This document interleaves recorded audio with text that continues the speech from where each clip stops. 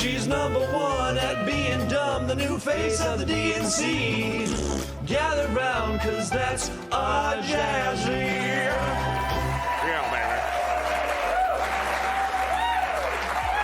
Jasmine Crockett's got another hot take. No blacks and whites on a wedding cake.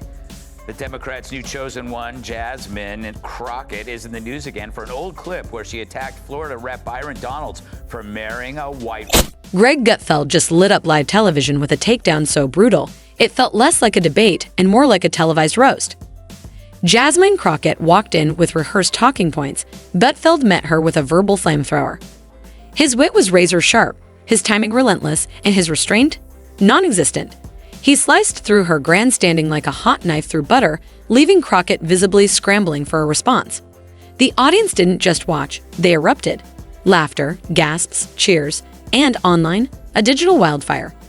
Twitter threads lit up like Times Square. If you've ever dismissed political commentary as dull or scripted, this clash blew that myth to pieces, and Crockett never even saw it coming. It's because you married a white woman and so you think that whitewashed you. That's not very woke, is it? Of course, Crockett isn't the only Democrat who's opposed to interracial marriage, or else more Democrats would have voted for this one. Racist! Greg Gutfeld doesn't tiptoe into debates. He barrels in like a wrecking ball in a suit, armed with sarcasm sharper than a scalpel and energy that feels like it's been mainlined straight from a can of Red Bull. He's not there to coddle or compromise. He's there to slice through political theater with the precision of a buzzsaw. So when Congresswoman Jasmine Crockett strutted into the spotlight, brandishing her usual flair for viral soundbites and dramatic posturing, she walked straight into the lion's den. And Gutfeld, he didn't just pounce, he performed a verbal dissection in real time. The second Crockett tried to flex her media muscles and bring her headline-chasing antics beyond the House floor, she made a crucial miscalculation. She assumed Gutfeld played by the same rules as the mainstream press. But this wasn't soft lighting and softball questions. This was a rhetorical cage match, and she never stood a chance. Tyrus, I go to you for no particular reason. Is she making any point there?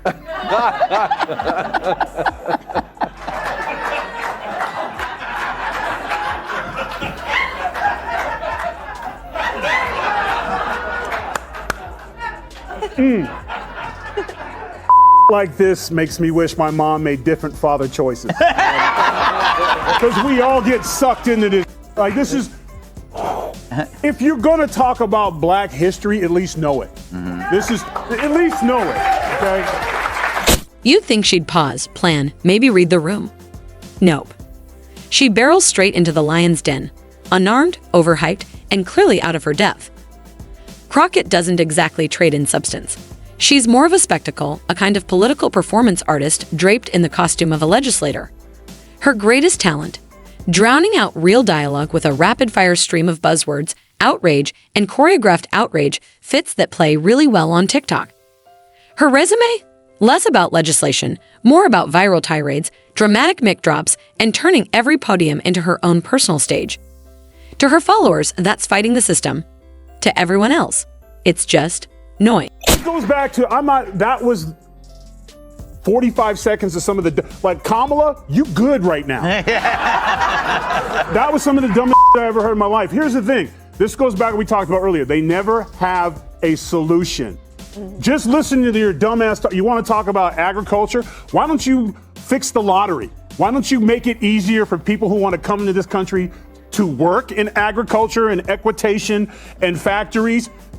Get rid of the lottery. Open it up. Talk to the president. Like, hey, we got a plan. We want to make it easier for people who can vet and come in and work in this country. Come up with an idea. Besides, any of y'all want to pick cotton? We're like, we're in suits in the middle of the Midwest. Why would we pick cotton? It's like the extreme stupidness of what she speaks. I'm so angry right now. If you're enjoying this breakdown, don't forget to hit subscribe. We're just getting warmed up. Now, Gutfeld. He doesn't shout to be heard. He slices through the chaos with sniper-grade sarcasm and a smirk that practically whispers, I already know how this ends, and trust me, you're not going to enjoy it. So when he decided to respond to Crockett's latest performance, a swirling cocktail of race-baiting, misdirection, and the same tired partisan pyrotechnics, he didn't show up for a debate. He showed up for the roast, and roast he did. With surgical precision, Gutfeld laid out what most were thinking but didn't dare say out loud. That Crockett isn't functioning as a serious lawmaker, but rather as a headline chaser addicted to viral theatrics. Less concerned with policy than performance, she clings to outrage like it's her brand. And maybe, just maybe it is.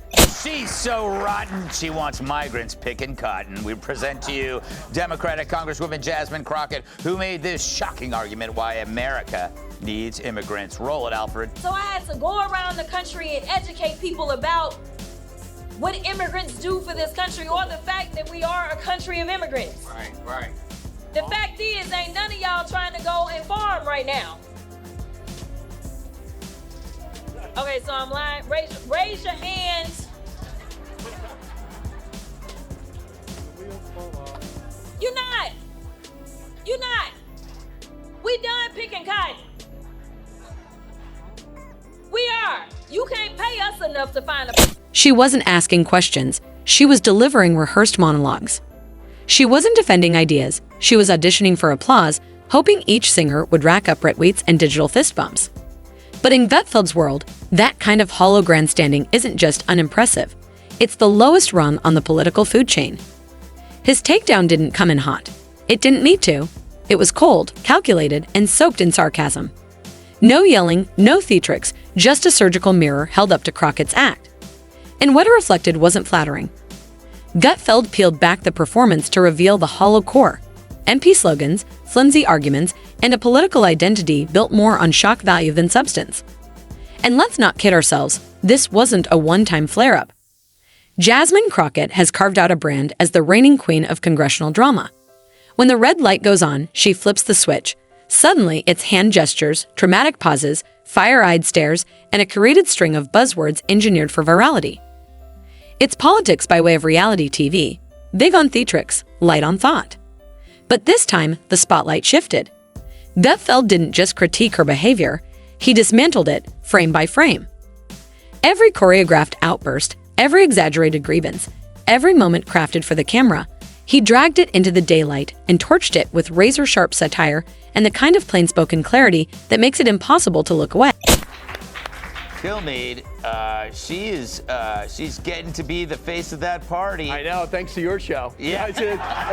I don't know which more popular, this or The View on Gutfeld. But a couple of things. Did you see, at first I thought she was doing it for comedic purposes, but you watch back, nobody had a response. They didn't know what the hell she was talking about. And she's like, oh, really? Farming? Yes, it's called eating, farming. America's got the best farmers in the world. There's glory in doing it. People do it, and the people don't do it by hand anymore. This isn't 1820. So I was just stunned by what she's saying. But the weird thing is, she probably left that room thinking she knocked it out of the park. Mm-hmm. And I don't think that anyone can stop her from being the face of the party, except Bernie Sanders, who's 111 years old, talking about oligarchs. He didn't just critique her, he dissected her. With razor-sharp wit, Gutfeld exposed the surreal theater of her indignation, highlighting the wild contradictions woven into her every tirade. One breath, she's preaching unity with impassioned zeal. The next, she's pointing fingers, accusing dissenters of being part of some grand scheme to muffle her supposed genius. And Gutfeld, he wasn't buying a word of it. He peeled back the layers and revealed what many suspect but few say out loud. This wasn't righteous fury. It was performance art. A calculated display meant to distract from a glaring truth that beneath the noise, there's not much substance. No real wins. No legislative victories to hang her hat on. Just bluster. But Gutfeld didn't stop at the theatrics. He zeroed in on her track record, or, more accurately, the yawning absence of one. Despite all the drama and viral soundbites, Crockett's actual impact on policy is virtually non-existent. No signature bills, no transformative change, just recycled talking points screamed into echo chambers. In Gutfeld's eyes, she isn't a policymaker, she's a persona. A walking headline. The kind of politician who confuses internet fame with influence and mistake-laden noise for leadership. Do you have an opinion on this? Or should I move on to somebody? No, I just... It has to come from me. Yes. Okay. None of y'all are qualified. Not just for one thing, I'm mad at Charmaine the Guy because he should have kicked her out. See, the problem is is that we are allowing our own culture to be openly racist and get away with it.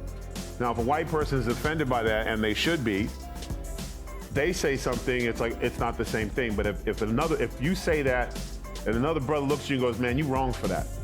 And I don't want you on my show. Get the hell out, because I'm telling you right now, if I was not on the show, which happens sometimes, and someone was sitting in his chair and he was complaining about black men this and black that, and they shouldn't be here, and you know what happens when a white woman marries a black guy, you would not have seen that guy in the next segment. He would have kicked his ass off, because you're not gonna talk about somebody that I care about like that, or another person like that. That's the... Naturally, Crockett's loyal defenders didn't take the heat lying down.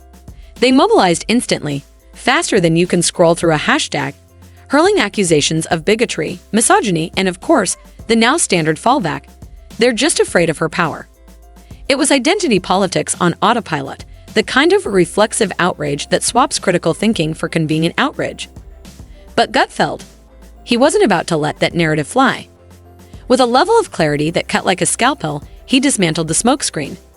He reminded everyone, plainly and unapologetically, that criticism isn't hate, it's accountability. And if you're allergic to being held to a standard, maybe public office isn't the career path for you. Then came the internet. Social media lit up like a fireworks final. Memes flew like confetti at a political roast. One viral gem showed a cartoonish Gutfeld towering over an exasperated Crockett with the caption, "Sit down and learn something." Others clipped his takedown like a highlight reel from a UFC match. Gutfeld the heavyweight, Crockett the unwilling sparring partner. But let's not forget how this started. Crockett wasn't ambushed. She strutted into the spotlight, mic in hand, ready to throw rhetorical punches. What she didn't expect was Gutfeld showing up with a verbal flamethrower. As she flailed with deflections, gaslighting, and volume, he countered with brutal precision, facts, logic, and sarcasm sharp enough to shred steel, let alone talking point. Yes.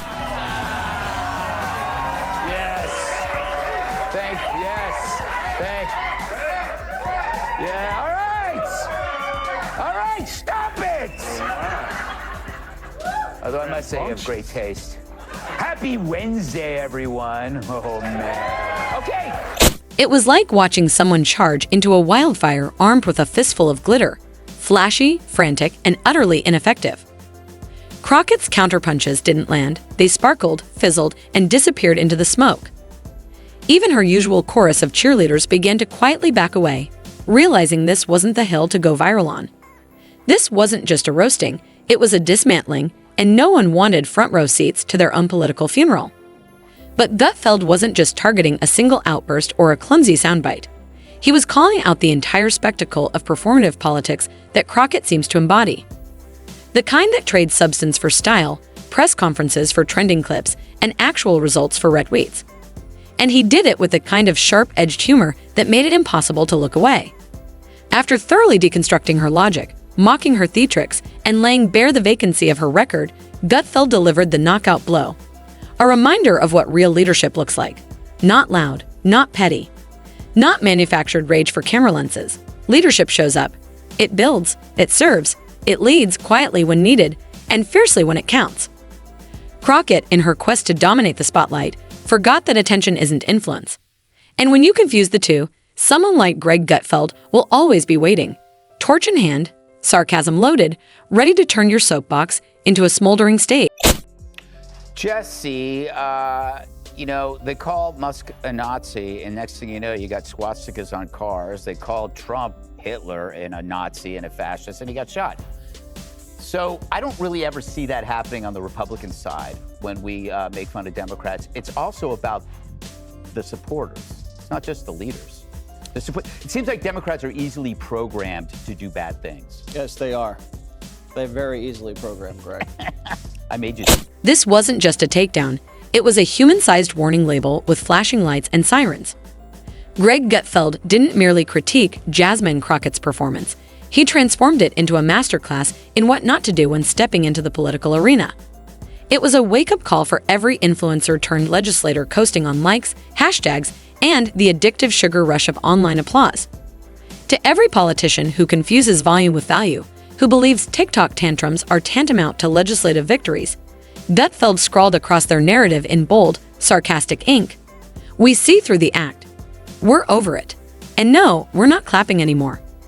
Because this wasn't a debate. It wasn't a spirited exchange of ideas. It was the intellectual equivalent of crashing a silent meditation retreat with a leaf blower. Or, more precisely, an ambush at a vegan potluck where Gutfeld barreled in wielding a rack of ribs and a bullhorn. Crockett tried to summon her usual playbook, a cocktail of performative outrage, buzzword bingo, and influencer-level dramatics, hoping it would drown out the emptiness of her arguments. But this time, it fizzled. No roaring applause, no viral vindication. Just uncomfortable silence and the kind of secondhand embarrassment that hits when someone confidently attempts a backflip and plants face first in front of a crowd. It wasn't just a flop, it was a reality check dressed as satire, and it landed hard. They cursed, now they thirst for blood. Jasmine Crockett is upping her temper tantrums, now saying the only way Democrats can win elections is by throwing hands. I think you punch. I think you're okay with you okay with punching. It's Ted Cruz. I mean, like, this dude has to be knocked over the head, like, hard.